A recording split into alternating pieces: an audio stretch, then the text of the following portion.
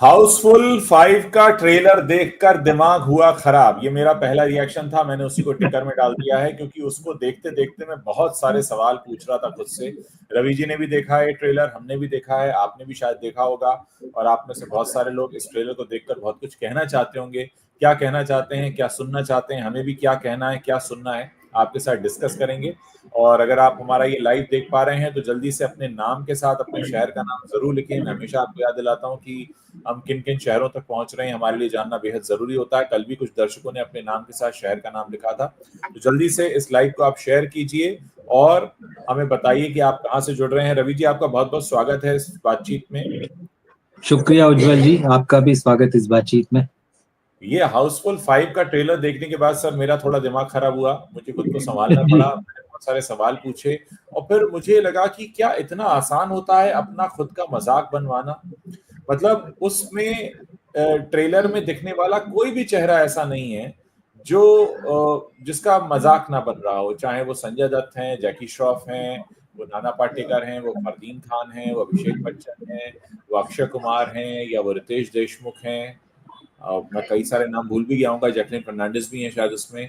बहुत सारे नाम हैं, इतने सारे नाम है कि ऐसा लग रहा है पूरी इंडस्ट्री को ही काम दे दिया है। लेकिन ये ट्रेलर अपने आप में इस बात को बताता है कि आप कितने ही चेहरों को क्यों ना ले आए, कूड़ा कोई भी करवा सकता है और किसी का भी हो सकता है। कूड़े पे किसी का ऐसा एकाधिकार नहीं है कि मैं ही करा सकता हूँ, हम सब मिलके भी कूड़ा करा सकते हैं। ट्रेलर हाउसफुल 5 का ट्रेलर जो है वो इतना बड़ा मुझे कूड़ा लगा। आपका क्या उसको देखकर रिएक्शन था?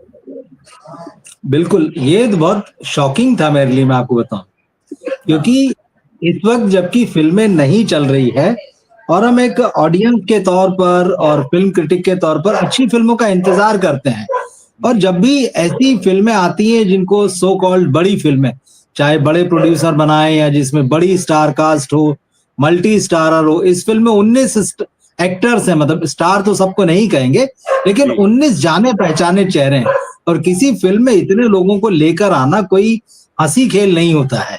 लेकिन जैसा कि आप कह रहे हैं कि हंसी उड़वाने का काम किया है, ये जो हंसी खेल नहीं है उसमें भी सबने हंसी उड़वाने का काम किया। मुझे थोड़ा सा जॉनी लीवर, क्योंकि ये उनका अपना ये फील्ड है, उनका मैदान है, कॉमेडी जो है, करते ही हैं वो, बाकी हाँ, मतलब वो उनके बोलने का अंदाज, वो जब भी 2-3 बार दिखे तो आपके चेहरे पे मुस्कान आ जाती। लेकिन अक्षय कुमार, अभिषेक बच्चन, रितेश देशमुख, फरदीन खान को भी एक आध सीन दिया है, एक्ट्रेसेस का तो छोड़ ही दीजिए, और इतना वाहियात सीन इस ट्रेलर में डाला है इन्होंने, उसकी भी हम चर्चा करेंगे। मैं इस फिल्म को कॉमेडी मान के चल रहा था, कि मैं ये मान रहा था कि कॉमेडी फिल्म आ रही है और हर कोई हंसना चाहता है, हम भी हंसना चाहते हैं। जिस समय में, जिस दौर में हम रह रहे हैं, वहां कॉमेडी की अच्छी खुराक जो है, मतलब हर किसी की सेहत के लिए बहुत जरूरी है। तो ऐसे में जबकि इस फिल्म का इंतजार था कि एक अच्छी कॉमेडी होगी, और शुरू होने के कुछ ही सेकंड बाद जिस तरह से अक्षय कुमार ने गंद फैलाई है इस ट्रेलर में, मैं अक्षय कुमार को ही जिम्मेदार कहूंगा इसमें, क्योंकि सारे डायलॉग उस घटिया सीन में उन्हीं के हिस्से आए हैं। मतलब वो जैसी पोर्शन आता है कि भाई रात को किसी ने पार्टी में हमारे कोल्ड ड्रिंक या शराब में कुछ मिला दिया था, और उसके बाद जो दिखाया है कि 3 मेन हीरो जो हैं, उनकी बीवियां या गर्लफ्रेंड जो हैं, एक दूसरे के बिस्तर में वो सुबह उठते हैं एक दूसरे के साथ, और जिस तरह से जो सीन बताए गए और जो डायलॉग बताए गए हैं, मतलब मुझे हैरानी होती है कि क्या ये लोग मैच्योर हैं, क्या ये पेरेंट्स हैं, क्या इनके कोई रिश्तेदार भी हैं, क्या ये उनके साथ में इसको बैठ के बड़े अच्छे से एंजॉय करेंगे। ये ट्रेलर मुझे लगा कि फैमिली के साथ घर में देखने लायक भी नहीं है जी, मतलब जी। बहुत ही, मतलब जो उल्लू ऐप पर जो चीजें होती है ना, उससे भी घटिया लेवल है। मतलब उसमें तो चलो आपको पता है कि भाई इसमें ये यही दिखाते हैं, यही परोसते हैं, ये आड़ में तो नहीं परोसते हैं स्टारडम की, नाम की, ब्रांड की, बैनर की, इन्होंने तो आड़ में उसके जो गंदगी परोसी है। क्या अभिषेक बच्चन अपनी बेटी के साथ इस ट्रेलर को देख सकते हैं? जिस तरह का डायलॉग उनसे अक्षय कुमार बोलते हैं, वो सुबह मैंने ट्रेलर में दिखाया कि किसी दूसरी महिला के साथ उठ रहे हैं, फिर अक्षय कुमार कहते हैं तुम क्या डॉक्टर नर्स खेल रहे थे और तुम क्या मतलब इंजेक्शन लगा रहे थे, मतलब वाहियात से वाहियात। मतलब तो क्या अभिषेक बच्चन को लगा कि मैं एक बेटी का पिता हूं और ये ट्रेलर या ये फिल्म मेरी बेटी भी देखेगी? या अक्षय कुमार देखिए, या मुझे याद है कुछ समय, मतलब कुछ साल पहले, जिन दिनों रितेश देशमुख जो क्या बोलते हैं उसको, सेक्स कॉमेडी फिल्में किया करते थे, फिर एक दौर आया, उन्होंने तौबा कर ली कि नहीं नहीं, अब मेरे भी बच्चे हैं और मैं इस तरह की फिल्में नहीं करूंगा। विवेक ओबेरॉय भी थे, उन्होंने भी तौबा की थी। लेकिन आप देखिए वो पूरे सीन इस तरह के हैं। और क्या ये यूट्यूब पर अगर आप इसको रिलीज कर रहे हैं, फिल्म में तो चलिए सेंसर बोर्ड ने यूएस सर्टिफिकेट दिया है, इस ट्रेलर को देखने के बाद में कोई भी फैमिली, या मतलब अगर जैसे जो भी कोई फैमिली का हेड है, अगर वो इस ट्रेलर को देख लेगा, वो अपनी फैमिली में किसी को एनकरेज नहीं करेगा कि भाई तुम जाके ये फिल्म देख के आओ। खुद फैमिली को ले जाकर फिल्म देखने की बात तो बहुत दूर की है। मतलब किस लेवल पे सोचते हैं, कॉमेडी है या सेक्स कॉमेडी है? आप सीधे सीधे कहते हैं कि हमने सेक्स कॉमेडी बनाई है, कोई समस्या नहीं है। आदमी एक माइंड मेकअप करके देखता है, मुझे ये देखने मिलने जा रहा है। लेकिन आप कॉमेडी के आड़ में वो जो गंदगी फैला रहे हैं वो बहुत ही खराब है। बहुत सारे लोगों ने घरों में बैठ के इस ट्रेलर को देखा होगा, कोई अपनी फैमिली के साथ भी देख रहा होगा, कोई अपने बच्चों के साथ भी देख रहा होगा। चलो कोई, अचानक आप इस तरह से चीजें परोस देते हैं। इनके मतलब मानसिक पतन की जो है कोई सीमा ही नहीं है। हम इनको रोज गिरते हुए और रोज गर्त में जाते हुए देखते हैं।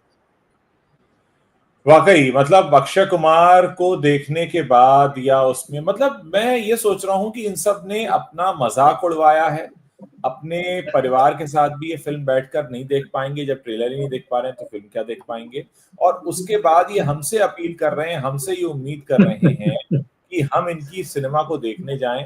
फरदीन खान की तो चलिए मजबूरी है, वो तो 20 साल पहले कहीं चले गए थे, अब पता नहीं कितने सालों बाद तो आए हैं वो, तो अब उनको तो खैर कहीं भी कुछ भी काम चाहिए था तो उन्होंने काम ले लिया। लेकिन ये संजय दत्त, जैकी श्रॉफ, और जैकी श्रॉफ का वो पिटा हुआ डायलॉग है, छोटी बच्ची है क्या, जो उनका मतलब टाइगर का डायलॉग, इतना सस्ता काम, इतना गिरा हुआ काम, और आप इस तरीके की मतलब अच्छा, इतनी प्रेडिक्टेबल जॉनर में वो फिल्म है, इतनी प्रेडिक्टेबल है कि सबको पता है क्या होने वाला है। ऐसा नहीं, कोई नोवेल्टी वैल्यू नहीं है। जब मैंने उसको देखा तो मैंने अपना सर पकड़ लिया, मैंने कहा भाई ये क्या है। और मुझे लगता है कि शायद ही कोई होगा जिसने ओवर एक्टिंग उसमें नहीं की है। सबके सब ओवर एक्टिंग की दुकान है। सबको ब्रीफ दिया गया हो कि हम सबको इस फिल्म में ओवर एक्टिंग करनी है, आइए हम सब मिलके ओवर एक्टिंग करें और इस फिल्म को और एक बहुत बड़ा कूड़ा बना दें। मतलब क्या है ये? देखिए जैसे 19 लोग हैं, ये भी एक बेरोजगार एक्सचेंज वाला ही सिनेमा है। जैसे सलमान खान बनाते हैं ना लोगों को अपने यहाँ पर बेरोजगार एक्सचेंज खोल के कि मैं काम देता हूँ, ये साजिद नाडियाड वाला ने भी वही किया है कि भाई एक ब्रांड है मेरा हाउसफुल नाम का, और उसमें मैं 3-4 लोगों के साथ काम करता हूँ लगातार, तो आइए जितने बेरोजगार हैं सबको काम देते हैं। और जो कुछ भी उनके दिमाग में रहा होगा अच्छा बुरा जो है उसको उन्होंने लिख दिया, बना दिया।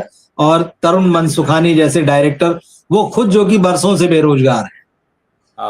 2000 आई थिंक 2008 में आई थी शायद उनकी फिल्म दोस्ताना, है ना, और उसमें भी उन्होंने गंदगी परोसी थी। उस दोस्ताना के बाद में एक फिल्म उन्होंने सुशांत सिंह राजपूत को लेके बनाई थी, ड्राइव, जिसको कि करण जौहर ने एक तरीके से आप कह सकते हैं हत्या कर दी थी उस फिल्म की, फिर बाद में नेटफ्लिक्स पर रिलीज कर दिया। तो तरुण मनसुखानी के पास तो काम ही नहीं था, तो उस बंदे को भी लगा कि चलो भाई मुझे काम मिल रहा है, इतने सारे लोग मिल रहे हैं, तो वो भी लग गया। तो सारे बेरोजगारों को जो है यहाँ पर इकट्ठा करके, क्योंकि देखिए एक फिल्म तो एक की भी नहीं चल रही, जितने 19 नाम है इसमें से अक्षय कुमार अकेले हैं जिनकी फिल्में इस बीच लगातार आई हैं। बाकी आप देख लीजिए, रितेश, अभिषेक, संजय दत्त, नाना पाटेकर, जैकलिन फर्नांडिस, सोनम बाजवा, नरगिस फाकरी, फरदीन खान, चित्रांगदा सिंह, चंकी पांडे, जॉनी लीवर, श्रेयस तलपड़े, जैकी श्रॉफ, सौंदर्या शर्मा, डीनो मोरिया, पुराने जमाने के रंजीत, निकितिन धीर और आकाशदीप साबिर। अब आप बताइए इसमें से किसकी फिल्म जो है मतलब पिछले साल 1.5 साल में जिसने 2 या 3 फिल्में दी होगी अक्षय कुमार को छोड़ के। तो ये पूरा बेरोजगार एक्सचेंज। अक्षय कुमार की तो वैसी लुटिया डूब रही है अब करियर की। और अक्षय कुमार अगर फिल्में दे भी रहे हैं तो उनकी कौन सी फिल्म आखिरी लोगों को पसंद आई या लोगों ने देखी या जिसको थिएटर में जाके हिट बना दिया हो। तो इस तरह का काम हो रहा है। और एक चीज और है, कई लोग मतलब जब आप क्रिटिसाइज करते हैं तो वो थोड़ा सा ही कहते हैं, अरे यार बॉलीवुड की फिल्में वैसी नहीं चल रही है, बॉलीवुड के पास अपना कुछ नहीं है, तो कम से कम एक आध ऐसी फ्रेंचाइजी जो है। जी सर, एक सेकंड, मुझे थोड़ी देर के लिए रुकना जी जी, पड़ेगा, आप प्लीज कोई बात कंटिन्यू। नहीं। जी, तो बहुत सारे लोग ये तर्क देते हैं कि भाई जब बॉलीवुड के पास अपना कुछ नहीं है तो कम से कम ये एक ऐसी फ्रेंचाइजी है, एक ऐसी सीरीज है जो बॉलीवुड की अपनी है, और जिसकी आप देखिए ये पांचवी फिल्म आ रही है, तो आप ऐसी सीरीज को बॉलीवुड के ओरिजिनल काम को क्यों क्रिटिसाइज करते हैं, क्यों डिस्करेज करते हैं? तो उनको मैं याद दिला दूं कि हाउसफुल जो है ये ओरिजिनल फिल्म या ओरिजिनल फ्रेंचाइजी नहीं है। हाउसफुल जब 2010 में बनी थी, तो एक तमिल फिल्म, मुझे उसका नाम याद नहीं आ रहा, कमल हसन की वो तमिल फिल्म थी, उस फिल्म का रीमेक थी जो पहली फिल्म थी हाउसफुल। उसके बाद वो फिल्म जरूर चली, लोगों ने उसको पसंद किया, वो फिल्म हिट रही, बड़ी हिट रही उस साल। और यही वजह है कि उसके बाद में प्रोड्यूसर को लगा नहीं, इसकी एक सीक्वल बनाया जाना चाहिए, तो बात सीक्वल से या दूसरे फ्रेंचाइजी से शुरू हुई थी। दूसरी फिल्म बनी, वो भी इनकी अपनी ओरिजिनल नहीं थी, वो एक मलयालम फिल्म पर बेस्ड थी, वो फिल्म भी चली। जब ये चीजें आपने साउथ से ली, आपकी फिल्में चल गई, तब थोड़ा बहुत आपको लगा कि यार अब इसको भुनाना चाहिए, इसकी मार्केट वैल्यू जो हो गई है, इसकी जो ब्रांड वैल्यू हो गई है, उसको भुनाना चाहिए। तब उसके बाद में तीसरी फिल्म, चौथी फिल्म, पांचवी फिल्म आप बना पाए। तो जो आपका आधार है इस फिल्म का, हाउसफुल का, वो अपना ओरिजिनल नहीं है, वो आपने साउथ की किसी फिल्म से लिया, दूसरी फिल्म भी, पहली फिल्म तमिल से बनाई, दूसरी फिल्म मलयालम से बनाई। तो ये कहना है कि नहीं हमारा अपना ओरिजिनल आइडिया है, बिल्कुल नहीं। दृश्यम है, दृश्यम एक बनी, दो बनी, तीसरी बनने जा रही, भूल भुलैया है, ये सारे हिट आइडिया है, हेरा फेरी, ये साउथ से लिए हुए आइडिया है भाई। जी उसके बाद आप इसको बेसिक आपको मिल जाता है, चल जाता है, पैसा जी है, फिर जी आपके पास कहीं की ईंट कहीं का रोड़ा वाला काम है, फिर आप जी। उसको बढ़ाते रहते हैं, फिर धीरे से लोग भूल जाते हैं कि अच्छा ये शुरू कहाँ से हुआ था। तो ये ओरिजिनल नहीं है। तो जो लोग डिफेंड करते हैं कि यार नहीं नहीं बॉलीवुड का कुछ तो ओरिजिनल है, उसको चलने दीजिए, ये ओरिजिनल नहीं है, बेसिक कहीं और है। और लेकिन बात यही कि कहाँ से आप चले एक अच्छी कॉमेडी से, और उसके बाद आप उसको कहाँ तक ले आए, किस गंदे लेवल तक ले आए।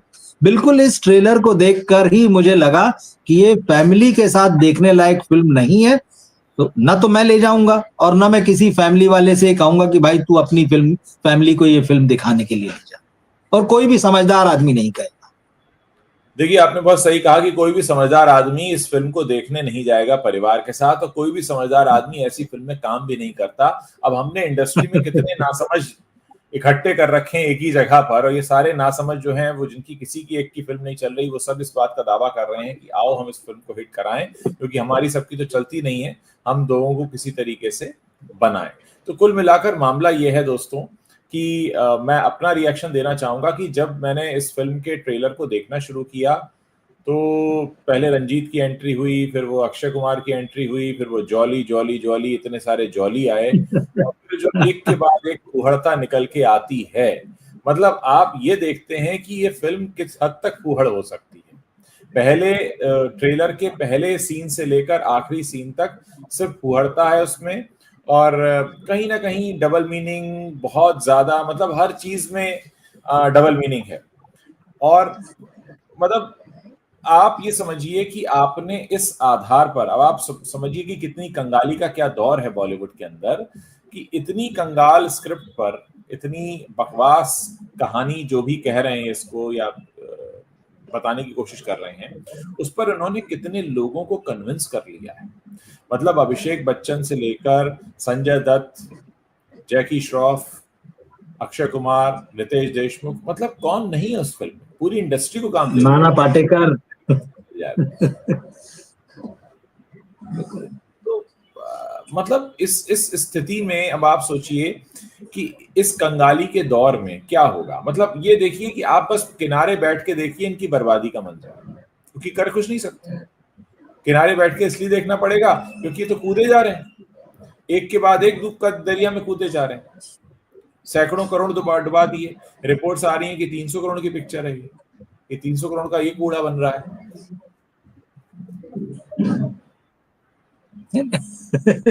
देखिए ये बात तो सही, आप चाहे 300 करोड़ में बनाइए चाहे 500 करोड़ में बनाइए, जो बनना था वो बन चुका है।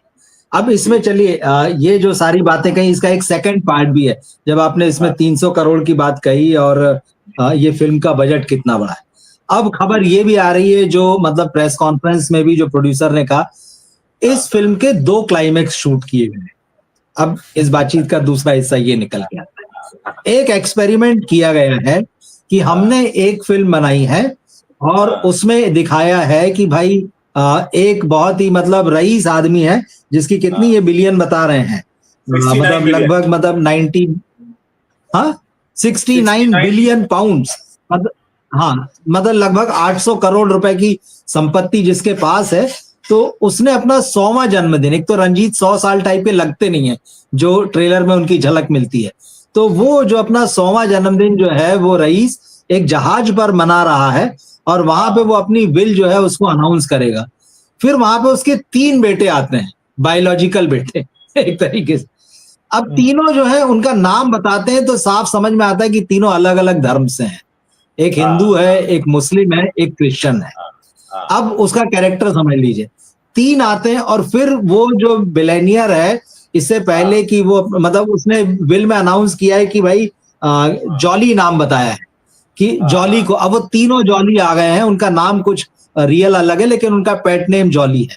जब तक की चीजें खुले आगे खुलासे हो, उस आदमी का मर्डर हो गया है। अब 3 दावेदार हैं कि ये संपत्ति किसकी है, और उन तीनों के साथ में जो उनकी बीवियां या गर्लफ्रेंड आई है, ये 6 लोग जो है मर्डर के लिए शक के दायरे में है। ये पूरा प्लॉट है। कहानी में अब ये है कि उस व्यक्ति का मर्डर किसने किया है, अब ये कहानी। अब यहाँ पर प्रोड्यूसर साजिद नाडियाडवाला का कहना है, जो दूसरा पार्ट इस बातचीत का निकलता है, कि उन्होंने इस फिल्म के 2 क्लाइमैक्स शूट किए हैं। एक क्लाइमैक्स जो है उसमें एक अलग व्यक्ति मर्डरर है, दूसरा क्लाइमैक्स जो है उसमें दूसरा व्यक्ति मर्डरर है, और उसको उन्होंने लॉजिकली दोनों कहानियों में डिफाइन किया है। भाई आपने बहुत बड़ा एक्सपेरिमेंट किया, शायद दुनिया में ऐसा पहली बार हुआ। ये भी कहा गया है कि भाई दुनिया में आज तक ऐसी फिल्म नहीं बनी जिसमें फिल्म एक ही है और आखिरी के 15-20 मिनट और क्लाइमैक्स जो है लॉजिकली उन चीजों को जो है ठीक तरीके से पहुंचा के 2 क्लाइमैक्स जो है बना दिए गए हैं। अब इनका ये सपना है कि लोग इन दोनों फिल्मों को देखेंगे। एक फिल्म में पहले एक स्क्रीन में देखूंगा और देखूंगा कि यहाँ किसने मर्डर किया है, फिर उस फिल्म को देखने के बाद मैं दूसरी फिल्म देखूंगा कि वहां किसने मर्डर किया है। मुझे बताइए, क्या मुझे पागल कुत्ते ने काटा है एक 2.75 घंटे की फिल्म में देखूंगा और आखिरी के 15-20 मिनट में कि वहां क्लाइमैक्स क्या है मैं दूसरी फिल्म भी देखूंगा, मतलब सेम फिल्म देखूंगा आखिरी 15 मिनट के लिए। सिर पर सींग नहीं होते हैं, ऐसे ही अपनी बातों से ही पहचाने जाते हैं। मैंने कहा सिर पर सींग नहीं होते हैं, वो अपनी बातों से ही पहचाने जाते हैं। तो मतलब आखिरी 15-20 मिनट के लिए इनको मुश्किल तो वहीं आएगी जिस दिन ये पहला शो करेंगे, और पहले शो के बाद में ही आपको पता है हम किस दुनिया में रह रहे हैं, जो सोशल मीडिया की दुनिया में है। आप हर दर्शक से कोई वो कॉन्ट्रैक्ट नहीं साइन करा पाएंगे कि मैं देख के निकलूंगा और मैं सोशल मीडिया में नहीं लिखूंगा, मैं किसी को नहीं बताऊंगा, मैं किसी को व्हाट्सएप पे नहीं भेजूंगा। ऐसा नहीं होने वाला है। पहले ही शो के बाद आपको पता चल जाने वाला है कि किसमें किसने मर्डर किया है और किसमें किसने मर्डर किया है। मतलब आप एक फिल्म तो ढंग से बना नहीं पा रहे हैं, आप 2-2 क्लाइमैक्स ला रहे हैं, तो क्या समझ रहे हैं मतलब दर्शकों को। और ये अनोखा एक्सपेरिमेंट है। कोई क्यों 15 मिनट के लिए 20 मिनट के लिए दूसरी फिल्म देखने जाएगा भाई, आप 2 फिल्में बना लेते इससे अच्छा। तो जिस बात की बात हम हमेशा से करते रहे हैं वो ये कि ये बाजार को फॉर ग्रांटेड लेते हैं, दर्शकों को फॉर ग्रांटेड लेते हैं, ये जनता को मूर्ख समझते हैं, ये समझते हैं कि रोटी सिर्फ यही खाते हैं, बाकी सब घास खाते हैं। तो इसीलिए इनके लिए हमारा जवाब ये है कि सर पर सींग नहीं होते, आप अपनी बातों से ही पहचाने जाते हैं। अगर आपको ये लगता है कि आपके इस कूड़े को कोई 2 बार देखेगा तो फिर मतलब आप डिजर्व करते हैं कि आप ऐसी कूड़ा फिल्म बनाते रहें, क्योंकि आपको फिर उतनी अकल और समझ नहीं है। और मुझे तो तरस आ रहा है उन सभी चेहरों पर जिन्होंने चंद पैसों के लिए इसमें काम किया है और अपना मजाक बनवाया है। क्या चंकी पांडे, क्या अक्षय कुमार, क्या रितेश देशमुख, क्या अभिषेक बच्चन, क्या संजय दत्त, क्या जैकी श्रॉफ, ये सब के सब तमाशा बने उसमें। जैकलीन वैकलीन तो ठीक है, वैसे भी इतना मामला चल रहा है जैकलीन का, उनको तो काम मिल जाए यही बहुत बड़ी बात है, विदेश की धरती पर काम पा रही हैं तो वो तो कुछ भी करेंगी, ठीक है। और उन्होंने अपना परिचय पहले भी दे दिया है। उनके जो किस्से असल जिंदगी के सामने आए हैं वो बताते हैं कि उनका क्या मामला है।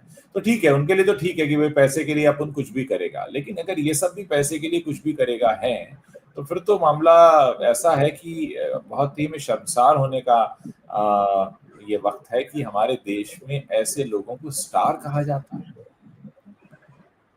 मतलब ऐसे लोग अगर स्टार कहलाते हैं तो फिर कितने लोग और स्टार बनना चाहेंगे।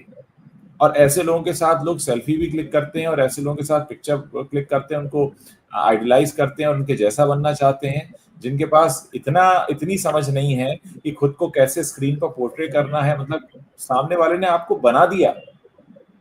वैसे फिरोज नाडियाडवाला की एक काबिलियत कही जाएगी कि इतने सारे लोगों को उन्होंने बना दिया। अब बस इनकी पकड़ी खुलनी है कि कितने कितने में बने हैं ये। अब इंडस्ट्री का अगर ये हाल है, रावल जैसा एक्टर 15 करोड़ में पिक्चर साइन करके 11 लाख में पूरी शूटिंग कर देगा, तो मुझे लगता है इन सब ने तो बेचारों ने 1-1, 2-2 लाख ही पकड़ा होगा। सही बात। उसके भी इन्होंने अपना बारात निकलवा ली होगी। तो मतलब ये जो बारात निकली है सबकी, अब बस इंतजार कीजिए रिलीज होने का। पब्लिक तो अच्छे से धोएगी इनको। 6 जून को ये फिल्म रिलीज होगी। और जैसा आपने कहा था कि बात पैसे की ही है, क्योंकि प्रेस कॉन्फ्रेंस में नाना पाटेकर ने एक्सेप्ट किया, उनसे पूछा गया था शायद कि आपने क्यों की, तो उनका एक तो भाई प्रोड्यूसर डायरेक्टर अच्छे हैं इस फिल्म के, और दूसरा पैसा अच्छा मिला है। अक्षय कुमार का भी एक वीडियो जो है सोशल मीडिया या यूट्यूब पे आपको और दर्शकों को मिल जाएगा। उनसे भी पूछा एक जर्नलिस्ट ने कि आपको कितना पैसा मिला, आपने कितनी फीस ली। उन्होंने बड़ी चालाकी से कहा, अरे भाई तुमको क्या करना है, मैं क्यों बताऊं और क्यों। मतलब ये सारी चीजें जो है जैसे कि वो जवाब नहीं देते हैं। और जवाब तो उन्होंने एक और मामले का नहीं दिया। इसी प्रेस कॉन्फ्रेंस में एक जर्नलिस्ट ने उनसे परेश रावल साहब के साथ जो उनका झगड़ा चल रहा है उसको लेकर सवाल पूछ लिया, तो वो उसको टाल गए कि भाई नहीं नहीं ये जगह नहीं है उस बारे में बात करने की, उस सवाल का जवाब देने की। तो सवाल ये उठता है कि फिर वो कौन सी जगह होगी? क्या प्रेस कॉन्फ्रेंस बुलाने वाले हैं, जर्नलिस्टों को बुलाने वाले हैं, मीडिया को, कि आइए आज मैं इस मामले में बात करना चाहता हूं आपसे? भाई आप जहां दिखेंगे वहीं तो पूछा जाएगा। जर्नलिस्ट की ड्यूटी ऐसी थोड़ी होती कि फला जगह कोई चीज होने वाली है वहां जाएगा फिर वो उसी काम को करेगा। उसको तो ऑन द स्पॉट जो चीज दिखेगी वो रिपोर्ट करेगा। ऑन द स्पॉट जो व्यक्ति दिखेगा उससे वो सवाल करेगा जो वाजिब सवाल है। ये सवाल का जवाब नहीं देना चाहिए। इन्होंने कह दिया कि मामला, तो एक बात कही कि मामला गंभीर है और मामला अदालत में, कोर्ट में अदालत, हाँ कोर्ट में है मामला। तो अब जब मामला कोर्ट में गंभीर है, लेकिन अगर आपसे एक सवाल पूछा जा रहा है तो आप ये बिल्कुल कतई नहीं कह सकते कि ये वाजिब जगह नहीं है। आप बताइए वाजिब जगह आपके घर पे आके बात करें। हम क्या ये मान लें कि अक्षय कुमार से सावधान रहने की जरूरत है, क्योंकि ये किसी से भी पिक्चर साइन करा लेते हैं और फिर स्क्रिप्ट देखने को नहीं देते हैं, और कुछ पूछो तो कोर्ट केस कर देते हैं। मतलब ये भी अजीब है। आगे तो लोग सावधान रहेंगे बिल्कुल। तो मैं आपको अदालत ले जाऊंगा पर स्क्रिप्ट दम भी नहीं दूंगा। मेरे से स्क्रिप्ट मत मारना। मैं वकील हायर कर लूंगा, करोड़ों का मुकदमा ठोक दूंगा, दुनिया की हर चीज कर दूंगा, पर मेरे से स्क्रिप्ट मत मांगना। ये स्क्रिप्ट मांगने की गलती है। ये मतलब उनको कि आप ऐसी कैसे हिम्मत कर रहे हैं मुझसे कि आप मुझसे स्क्रिप्ट मांगते हैं? चलिए कोर्ट, मैं आपको लेके चलता हूँ कोर्ट में, वहां पे आपको लंबी चौड़ी स्क्रिप्ट बनाऊंगा। तो मतलब ये क्या लगा रखा है भाई, क्यों मजाक बना रहे हो अपना, है ना? मतलब जोकर हो जाता है ना आदमी, जैसे अगर उसकी करतूत पे कोई हंसने लगता है तो लोग अब ऐसे ही हंसेंगे। सोचिए ना, इस समय जो एक्टिंग स्कूल में बच्चे होंगे वो देखते होंगे कि भी अच्छा भाई फिल्म इंडस्ट्री में क्या चल रहा है, तो बोले ये चल रहा है कि स्क्रिप्ट मांगो तो कोर्ट दे जाते हैं, इसलिए स्क्रिप्ट मांगना मन। ये जो चल रहा है, ये जो एग्जाम्पल किया है अक्षय कुमार जी ने, तो इसको तो आने वाली जो नस्लें हैं वो तो याद रखेंगी कि एक एक्टर ऐसा भी था जो प्रोड्यूसर बन गया था, जिसने राइट्स भी ले लिए थे और फिर ये कहा था कि मैं राइट्स लेने के बाद सारे राइट्स मेरे ही सारे रॉन्ग भी करूंगा और रॉन्ग भी राइट होंगे। मतलब सच में मजाक है ये। फिरोज नाडियाडवाला से वो कहते हैं कि हमने हेरा फेरी के राइट्स ले लिए हैं, और वो उन्हीं को नोटिस भेज रहे हैं कि कोर्ट खेल रहे हैं सबके सब। तो मतलब मैं तो ये सोच रहा हूँ कि इनके जो लॉयर्स हैं उनको भी बढ़िया काम मिला हुआ है। यहाँ भाई क्या है, बोले अब स्क्रिप्ट मांगे तो वकील साहब देंगे स्क्रिप्ट कोर्ट में। स्क्रिप्ट मांगोगे तो नोटिस दूंगा। ये बात हमारे कुछ दर्शकों को ठीक अभी भी लग ठीक। रहा है, ये तलाश है, कह रहे हैं sir, do you think this Hera Pheri controversy is a marketing stunt because now everyone is talking about this film? नहीं, वो मार्केटिंग स्टंट नहीं है भाई, अब तो ये मामला कोर्ट में चला गया, वही तो हम बात कर रहे हैं, कोर्ट में चला गया है, क्योंकि स्क्रिप्ट मांगने की हिमाकत अगर कोई करेगा तो उसे कोर्ट ही लेकर जाएंगे अक्षय कुमार। पर एक चीज मैं भी इसमें 1% मैं भी ये मान के चल रहा हूं कि हाँ आखिरकार आउट ऑफ कोर्ट सेटलमेंट होते हैं। हाँ सारे हाँ ड्रामे के बाद में जो है आउट ऑफ कोर्ट कुछ हो सकता है, क्योंकि हाँ इनके भी ऊपर तो बहुत सारे इनके आका लोग बैठे हुए हैं ना, हाँ हाँ हाँ। तो वो कराएंगे सेटल कि नहीं नहीं भाई क्या बात है, सेटल करो आपस में। भाई अब ये कोई मजबूरी तो है नहीं कि अगर आपने कोर्ट में मामला दाखिल कर दिया है तो वहीं सेटल होगा। कोर्ट भी कहता है भाई आपस में समझ लो। स्वागत करेगा, हाँ बाहर जाके निपटा लो ना, कोर्ट में तो वैसे ही बहुत हाँ, मैं अच्छा। वही कह रहा ना, कोर्ट भी कहेगा। हमारे देश की बिल्कुल जो अदालतें हैं उनमें बहुत जरूरी जरूरी मुकदमे हैं। बिल्कुल बिल्कुल ये सही बात है। क्या जरूरत है कि आपने कहानी लिखी नहीं, किसी ने मांगी तो बोले हम कोर्ट ले जाएंगे। मतलब आप तो डरा रहे हो, कल को कोई मांगेगा नहीं स्क्रिप्ट, बोले नहीं स्क्रिप्ट मांगना गुनाह है क्योंकि उसके पास पैसा होता है, वो हमें कोर्ट ले जाएगा।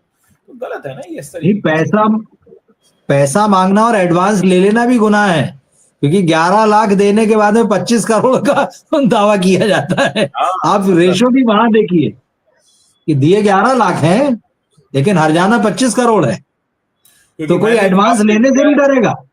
मैंने एक ख्वाब देख लिया, पिक्चर जरूर बनेगी, और मेरा ख्वाब टूटा तो लाओ पैसे, क्योंकि मैंने ख्वाब देखा था।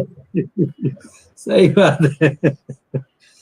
नहीं नहीं, भारी हो गया ये अक्षय का मामला। लेकिन देखिए अक्षय कुमार भले ही मतलब कॉमेडी में अच्छे लगते हैं, इसमें कोई दो राय नहीं है। और पिछले दिनों मैंने मेरे चैनल के ऊपर एक सर्वे भी किया था, लोगों से पूछा था कि भाई अक्षय कुमार आपको किस रोल में सबसे अधिक अच्छे लगते हैं, रोमांटिक में, एक्शन में, कॉमेडी में, या कैरेक्टर बायोपिक जैसे रोल होते हैं। 60-65% ज्यादा से ज्यादा लोगों ने कहा था कि वो कॉमेडी में बहुत अच्छे लगते हैं। तो इसमें कोई दो राय नहीं है कि अक्षय कुमार की कॉमिक टाइमिंग बहुत अच्छी है, वो उन रोल्स को बहुत अच्छे से प्ले करते हैं। लेकिन कहानी वैसी होनी चाहिए, कैरेक्टर वैसा होना चाहिए, डायलॉग वैसे होना चाहिए। लेकिन अगर जो हम हाउसफुल 5 में जो फूहड़पना देख रहे हैं, वो जो घटिया डायलॉग बोल रहे हैं, अगर वो इसके साथ आएंगे और सोचेंगे कि लोग तो कॉमेडी में मुझे कैसे भी पचा लेंगे, कैसे भी एक्सेप्ट कर लेंगे, तो मुझे लगता है कि इस फिल्म में उनकी ये गलतफहमी भी दूर हो जाने वाली है। ट्रेलर यही बता रहा है। देखिए, अक्षय की कॉमेडी की आपने तारीफ की और बहुत सारे लोग तारीफ करते हैं, और मुझे लगता है इसीलिए उन्होंने बिल्कुल। उसको शायद कुछ सीरियसली ले लिया है, इसलिए वो असल हाँ। जिंदगी में भी कॉमेडी ढूंढ रहे हैं कि मैं कैसे बाबू हाँ? भैया के साथ कॉमेडी करूं। आप कोट कोट खेलते हैं।